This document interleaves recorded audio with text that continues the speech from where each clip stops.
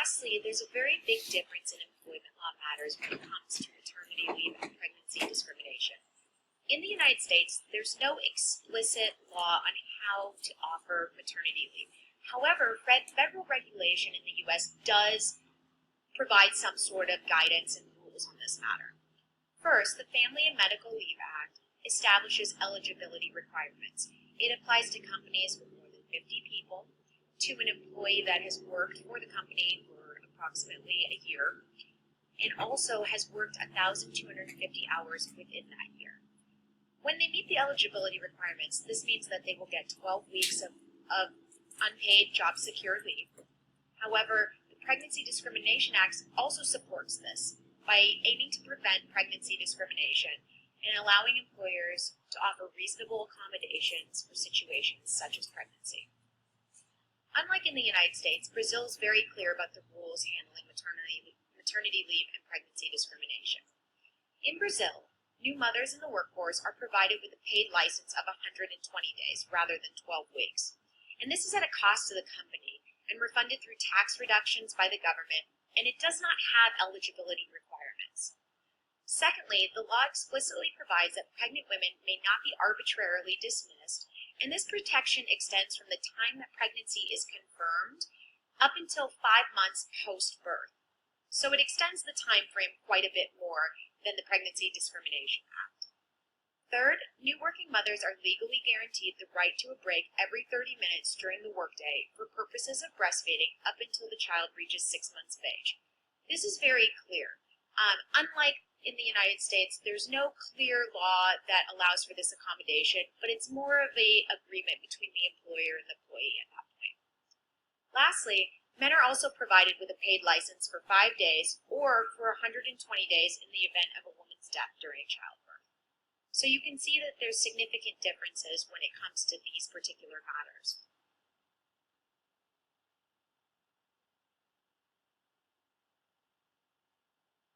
So after reviewing the employment law differences, the question really turns on what does this mean, especially in terms of human resources management.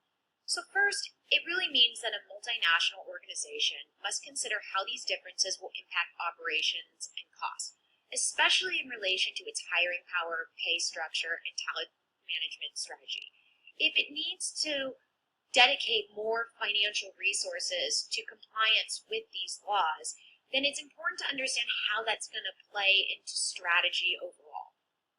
Second, establishment of policies and procedures need to be in place that can effectively accommodate for absences allowed by Brazilian law, such as maternity leave, as well as compensate the company both financially and operationally for these vacancies that may or will occur.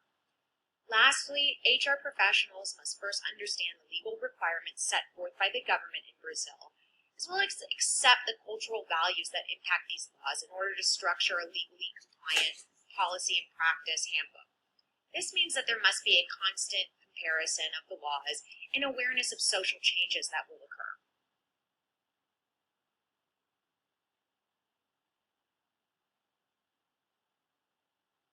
So our focus is now going to turn to differences in human resource management practices between Brazil and the United States. First, that will involve how the HR profession is viewed in Brazil and effectively operates. Second, the cost of doing business in Brazil. And lastly, the skills gap.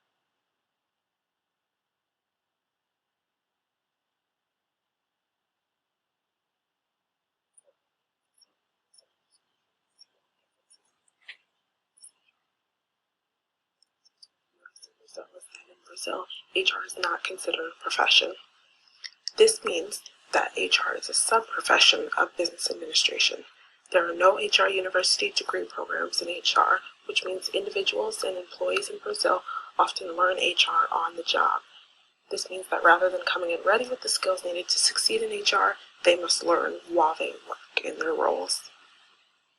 Brazil's largest HR association is working to launch HR certification programs in Brazil. Currently, it is impossible to be certified as an HR professional in the nation of Brazil.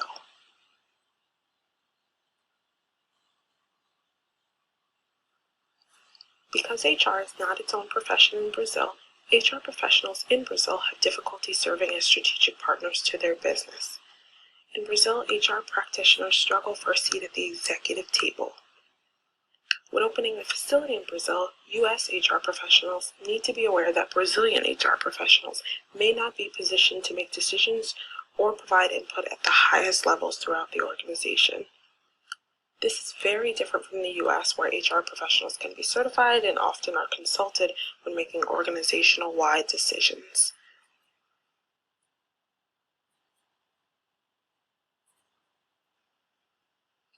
It can be extremely expensive to do business in Brazil. The Brazilian government passes many mandates without thinking about the impact those mandates have on employers. One of these mandates is called de facto restrictions. De facto restrictions put limitations on how much a company can invest in business activities before those activities are considered operating expenses. For example, the Brazilian government could put limits on how much a company can spend on training new employees. This not only restricts the ability of the company, but it also makes it more and more difficult for these companies to operate freely. In addition to the many mandates that the government puts on businesses in Brazil, retention is also a challenge. The Brazilian economy is doing decent, and because of that, Brazilians have job opportunities that did not previously exist. This means that Brazilians can always leave a company, and that can make turnover a big concern.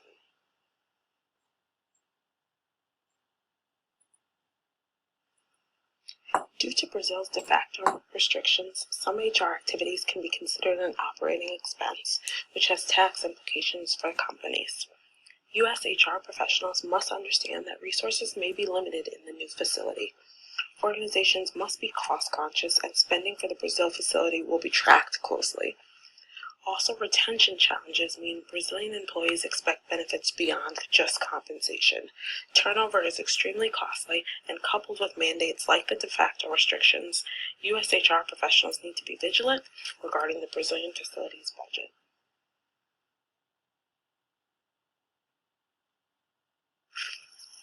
There is a significant skills gap for specialized roles in Brazil. Many Brazilians are available to work but not qualified for the jobs that are needed in the workforce. Due to government regulation and mandates, employers often cannot commit resources to training. But also due to the lack of formalized HR programs, employees or potential employees cannot learn the necessary skills out in the workforce.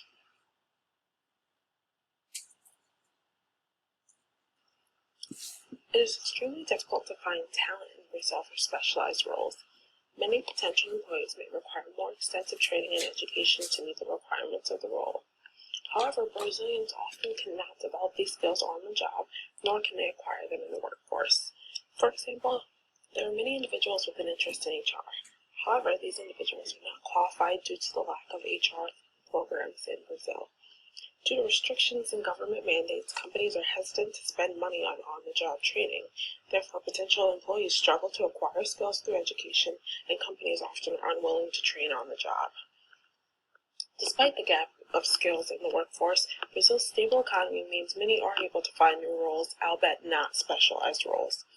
Creativity is required to fill specialized roles and train employees who may not be qualified otherwise. SWOT analysis for opening a facility in Brazil.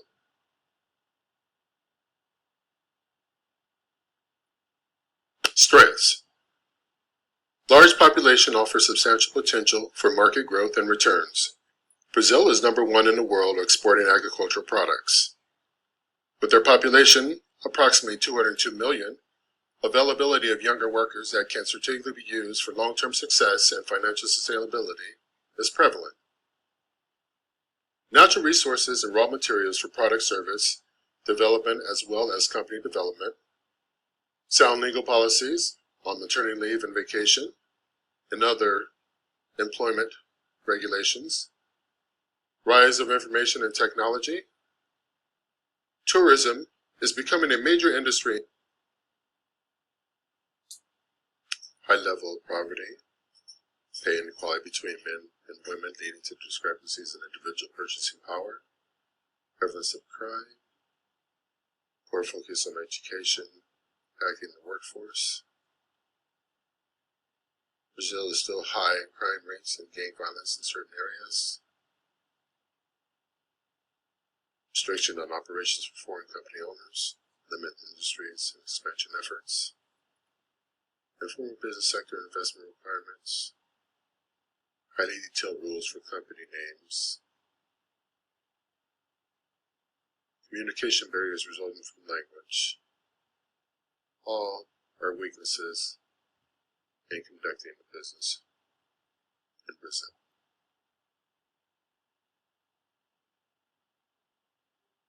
Opportunities. Brazil is the second largest producer of iron ore in the world. It produces more than ethanol than the combined production of Asia and Europe. Business and agriculture are vastly populated and very profitable due to the rich soil that is suitable to grow nearly any crops. Untapped potential and possibility to be leader of crop exports. Brazil is a leading forerunner for opportunities to establish a new business.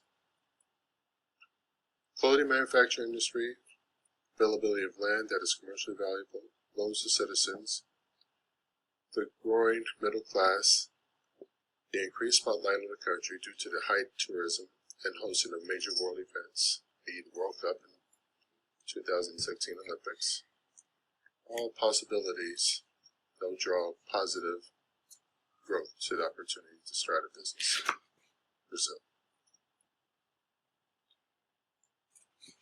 Threats. The Brazilian currency real is getting stronger, which could impact and slow down the export-driven economy. Local resistance to foreign company owners as well can deter and cause threats. The increase of government regulations linked to compliance matters.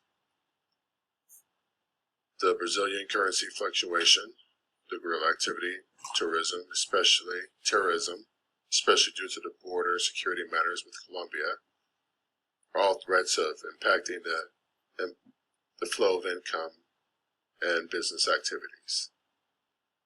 In addition, health concerns with the spread of Ebola and HIV virus, the economic stability, Brazil is heavily reliant upon the exports, rising costs associated with the production and social development, global warming, and the effects on exports, especially the crops that are produced in Brazil, all threats in conducting business.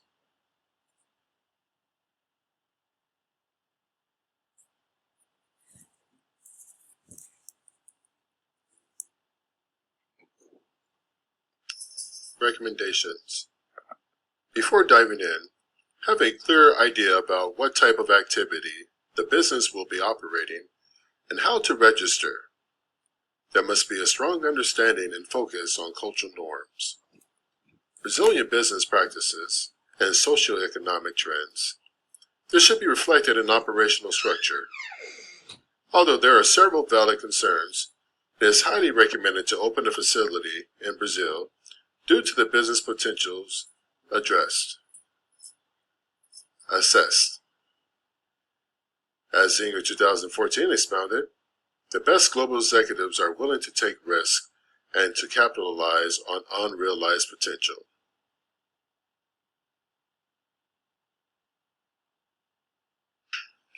Brazil has rich and dynamic demographics and culture. As an HR practitioner and manager, they should consider Brazil with an open mind in regards to employment, education, and income. Understanding what is important to the Brazilian people is mandatory in any hiring process.